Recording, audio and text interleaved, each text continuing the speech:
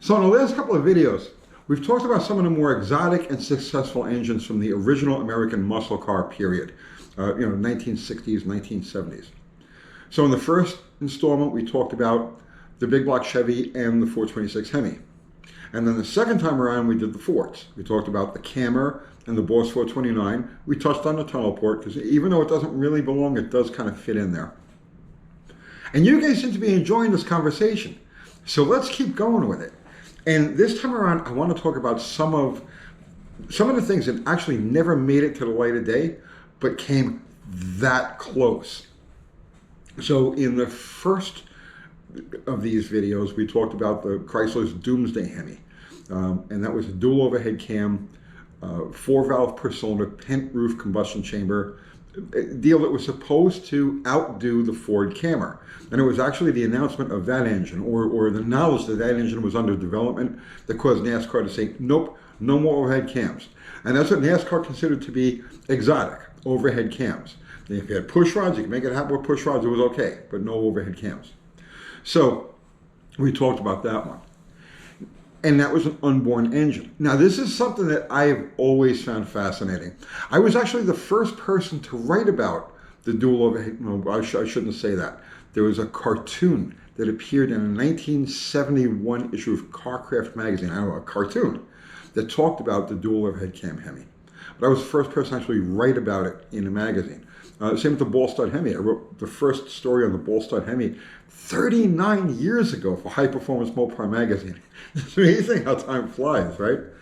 But I've always had a fascination, and most people do, with these crazy engineering exercises. Some of them see production and, well, we know the results of those engines, and some of them are just, quietly swept away.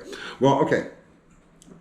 There is one that really deserves to be looked at, and it's from Oldsmobile, of all the manufacturers, Oldsmobile. So they started this project in 1966, and it never had an official name. It's kind of known now as the W-43, but at the time it wasn't designated the W-43. I don't even think it had a designation. But the concept was this. 1966, the state of the art for the upper end, Formula One, that sort of stuff, right? The state of the art for upper end performance engines was that pent roof 4-valve per cylinder combustion chamber. Now, for you guys who aren't familiar, a Hemi, everybody knows what a Hemi is now, right? It's half a circle, a hemisphere, right? So a dome, and it's got 2 valves. Because of the round shape of the Hemi combustion chamber, you really only can get 2 valves in there. A pent roof combustion chamber is like this, and it'll have 2 intake valves on one side and 2 exhaust valves on the other side with a centrally located spark plug. That's pent roof. And that's where Chrysler was going with its dual overhead cam motor when NASCAR said no more. All right, so NASCAR in 1965 says no overhead cams. Oldsmobile decides to take them up on this challenge, and they start a development program. And rather than playing around with Hemis like Chrysler and Ford did, Oldsmobile decides to go right down that 4-valve per cylinder pent roof combustion chamber path. And they came up with a line of engines that to this day, and towards the end of this video, we're going to get into the actual numbers of how potent this thing would have been if it came out. So, 66, Oldsmobile engineers start on this package. And they came out with a range of pent roof 4-valve per cylinder combustion chamber engines of every configuration. They had a dual overhead cam that was destined for, let's say, Indycar type of racing, or any type of racing where there were no restrictions on camshaft placement. And they had a pushrod motor, a 4-valve pent roof combustion chamber pushrod engine that was destined for NASCAR and regular production. So they were going to drop this in their cars. Now, at the time, Pontiac was very involved in this too. And I'm going to do a whole video on the Pontiac's experimental engines. 1966, 1967, they were doing some pretty crazy stuff. But Pontiac engineers were kind of scattered with their efforts. They were all over the map. They were doing things with the inline sixes. They were playing with every type of configuration you can imagine, but none of them were really a fixed, targeted endeavor, where Oldsmobile says, no, we're going to take this ultimate combustion chamber and we're going to package it in V8 form for every possible situation. So they had the dual overhead cam version, and like I said, there are pictures of this thing together, and obviously like running like a dyno mule with the type of headers that would be used for like an Indycar. They had two versions of the dual overhead cam engine. One was driven by timing chains like the Ford, but rather than one continuous 6-foot long chain running around the whole perimeter of the engine, the outside of the engine, it used two separate chains, which would greatly reduce the amount of fluctuation between the two cams. So that was one variation of it. Then they also had a gear-driven version of it.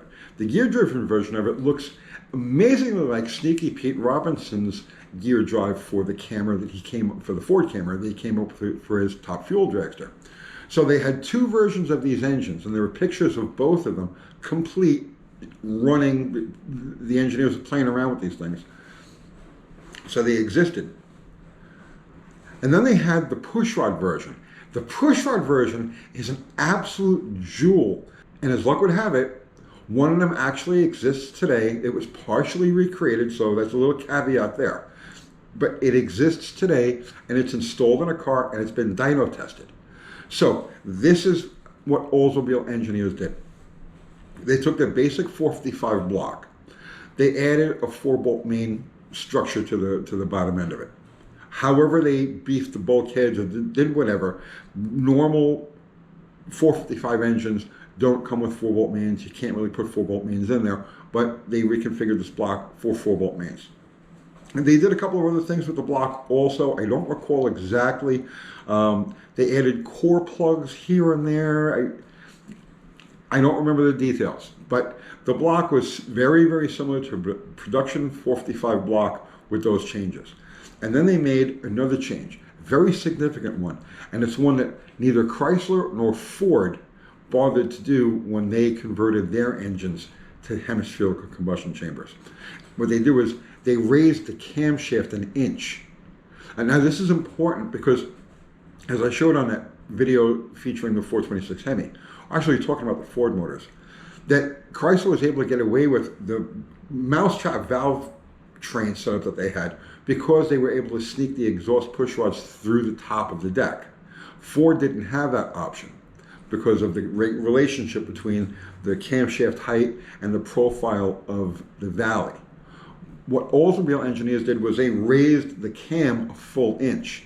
And by raising the cam a full inch, it allowed the push rods to lay over that much more and operate a remote exhaust valve. And now here's another thing about the packaging of this engine. Like I said, 4 valve per cylinder, 2 intake, 2 exhaust with the pent roof. They don't have the same valve angle that a true Hemi would. So a true Hemi would have to have the valves out like this. So you need a long reach to get across to the exhaust valve or the exhaust rocker to make it happen. On the pent roof, the valve angle is closer together. So the valve cover doesn't have to be as wide and there isn't as much of a reach to the exhaust side. Does that make any sense? So by making that simple change to the block, by raising the camshaft an inch, they were able to get those push rods to do what they had to do. The rocker setup was a little crazy. So they used a dual rocker shaft deal just like the Chrysler, but instead of the rockers being spaced very far apart, the rockers were relatively close together. The shafts, I should say. The rockers were shaft-mounted rockers, and they had obviously the part that the push rod, the lever that the push rod would contact, and then they had 2 separate fingers on each rocker to operate the 2 valves. The rockers look to be pretty much the same, intake and exhaust, just flipped. But that was it. It was like one push rod operating a rocker that pushes down on 2 valves.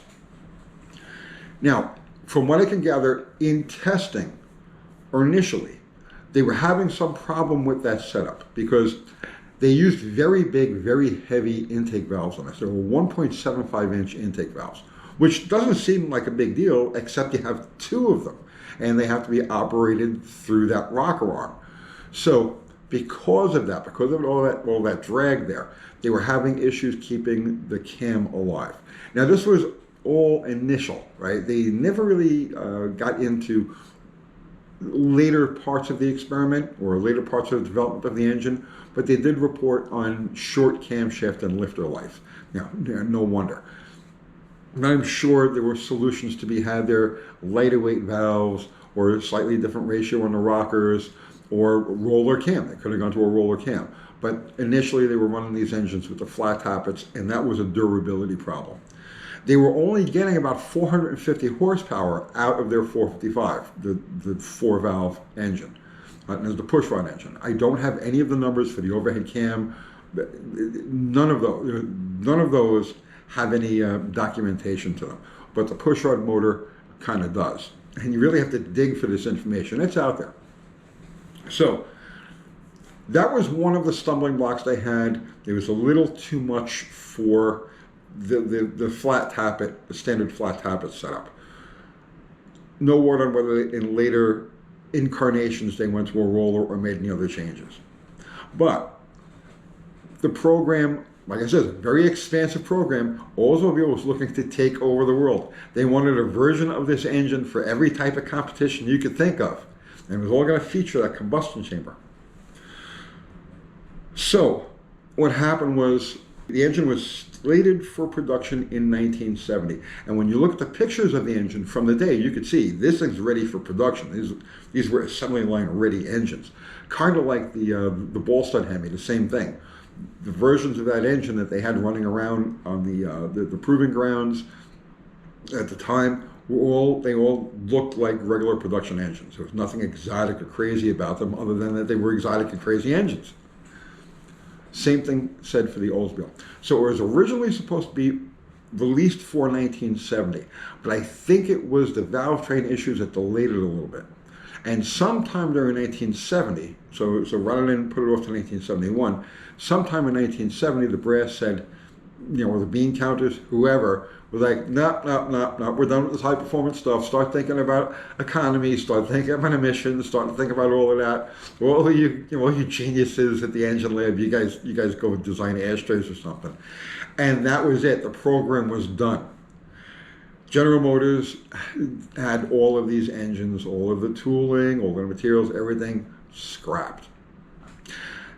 Supposedly they kept one engine for their archives, and as far as I know, it still exists someplace in their archives. But one managed to slip through the cracks. So here's what happened. After the program had been canceled, somebody at Oldsmobile involved in this project contacted the people at Peterson Publishing, and they did Hot Rod, Carcraft, they did a bunch of different magazines. But at any rate, they contact Peterson Publishing and they says, listen, we've got this crazy exotic engine with 4 valves per cylinder, pent roof combustion chambers, and all of the good hot rod stuff.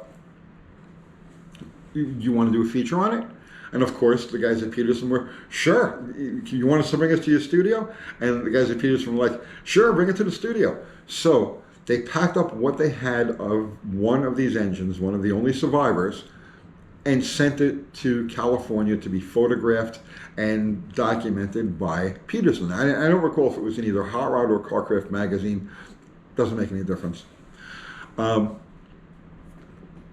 So after they got done photographing the engine, the guys from Oldsmobile, who were supposed to dispose of it, afterwards were just like, you guys do whichever you want with it. We're just going to go back to Detroit. So they left it at Peterson, and the parts disappeared. Luckily, somebody grabbed these bits before they could be tossed in a dumpster and, squirreled them away. I don't know who it was. I don't know the circumstances behind it, and I don't know if it was a complete engine or a partial assembly, a mostly complete engine, because that's not clear. But years later, in a classified, an ad pops up for one of these 4-valve per cylinder Hemi Oldsmobiles. It ends up being purchased by the Kreiter brothers, John and James Kreiter. So they have a company called Inline Tube, and they manufacture muscle car restoration stuff. I think they started with like brake line tubing, and that's where the name came from, but they do a whole line of these things. So they end up buying this engine off of, I think it was Racing Junk it popped up on. And it's not the complete engine. They've got the bottom end, and they've got one cylinder head, and they've got a couple of valve train parts, but no intake manifold and no matching cylinder head. And they had one exhaust manifold with it. So over the next 5 years, these guys, with a team of other people, go ahead and recreate the second cylinder head, the second exhaust manifold, and an intake manifold that would fit this thing, true to the factory, you know, the pictures and everything that were available of the factory unit. And they came up with like dead ringers. I think the valve covers also had to be fabricated. But like I said, what they came up with is an exact reproduction of the missing parts from this engine. That's all extremely cool. And they take it and they stick it in a 70-442. You guys can Google this and go search it. The whole story on the engine and its restoration and all of the unique parts that are in that car are out there to be found. But I want to talk about the potential of this engine, what it was actually capable of. So after they fabricate these parts that are missing and they put this together, all completely true to the original Oldsmobile design, and this is like where it really starts to get crazy, right? They put it on a dyno, and they made like 20-something dyno pulls with this thing. So one of the first things they find with it is that it doesn't want a lot of ignition timing. Rather than coming alive at like 34 degrees, 36 degrees, it only wants 25 degrees of timing. That's how efficient the combustion chamber is on this thing. And it also didn't want a lot of fuel. And they originally had the thing jetted for what they estimated what it would want, and it was more fuel than the engine actually wanted. So they kept having to take fuel away from it. The net result, all right, before I give you the number, right? Like I said, this engine was built true to the original design, exactly true to the original design, and it was dynoed as it would have been dropped into a car on the assembly line. All right, so along those lines, it has a stock vacuum advanced single point distributor on it. It had a stock coil on it, like the regular 1970 General Motors coil. It has a quadrajet on it. Okay, it doesn't have an exotic Holly or anything like that. Speaking of which, just to take a step backwards for a second, among the photographic evidence of this engine's development back in the day, there's a picture of the intake manifold for one of these 4-valve engines, and it has a Dominator on it. And the Dominator was originally developed by Holly for Chrysler for the 426 Hemi for NASCAR use. So one of these early development pictures has an early Dominator. You can always tell an early Dominator by the top of it. It has those 4 like little velocity stacks on top for stubs on one of these Oldsmobile intake manifolds. So they were serious about a NASCAR effort with this engine. All right, enough of that. Okay, so stock single point distributor, stock coil, quadrajet, a freaking quadrajet, stock exhaust manifolds, not dyno headers, stock exhaust manifolds. And when the smoke cleared after 21 pulls, they made 560 horsepower with this thing. Okay? 560 horsepower with basically a stock engine. Like this thing would have been quiet enough and smooth enough and just stock enough to drop into an Oldsmobile and drive through the warranty period. It was a true thing of beauty, and the engine is an absolute jewel. The American muscle car world owes the Chrysler brothers a debt of gratitude for recreating this engine for us to enjoy. It's just a beautiful, beautiful thing.